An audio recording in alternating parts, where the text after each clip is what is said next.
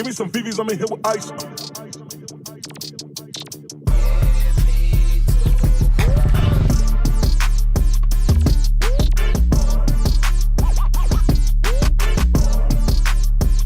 So, my name is Tim. I'm from the Bay Area here on the West Coast in California. My favorite shoes ever, honestly, it's probably the ones I brought today, the Griffey Freshwaters.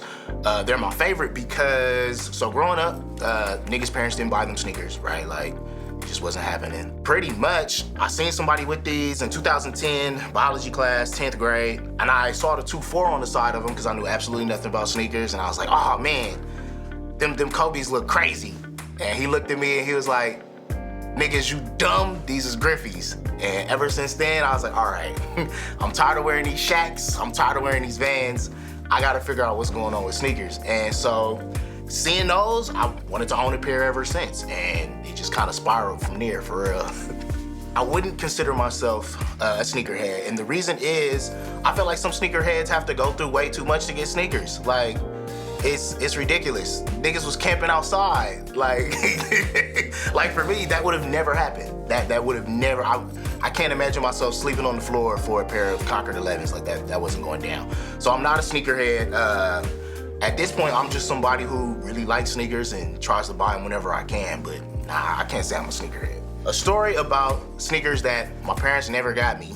Wow, that's pretty much every sneaker though. Like, so I'll give the example of these Air Maxes. I wanted Air Maxes ever since, like I said, like probably 10th grade, 11th grade. That's kind of when I started flipping through the East Bay catalog and starting to get an idea of like what kind of sneakers are out there, what's kind of more my style, what's retro that I like, what's retro that I hate.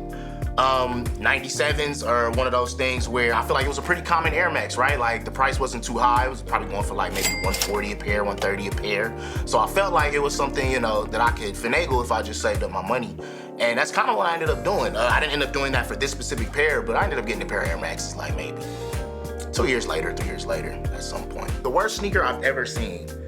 That's also an interesting question because, like I said, since I don't consider myself a sneakerhead, I have some unpopular opinions when it comes to certain sneakers, right? So for me, the Jordan 2s are the worst sneaker I've ever seen. They look like a combination of a dress shoe slash loafer slash basketball shoe. I'm not a fan. But I also would say that I look at Jordan 1 mids as a better shoe, like altogether look-wise and feel-wise, than Jordan 2s. And I know that most sneakerheads are like, that would be considered sacrilegious, right? Because Jordan 1 mids is supposed to be trash.